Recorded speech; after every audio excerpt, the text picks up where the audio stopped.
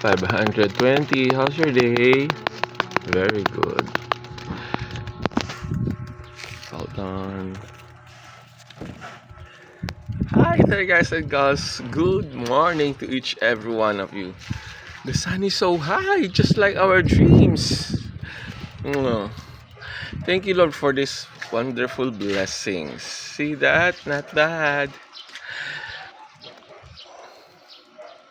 Day 99 of not waiting for a week before I exchange my coins into Philippine peso paper bills.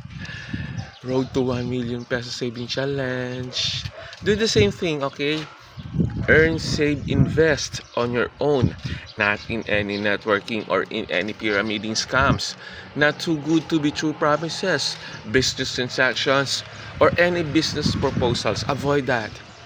Otherwise, when you got failed, you will feel upset, depressed, sad, devastated, mad, and angry, or whatever ill feelings that you will have. Okay? Beware and be aware. And then, expand and enjoy. Keep on going, okay?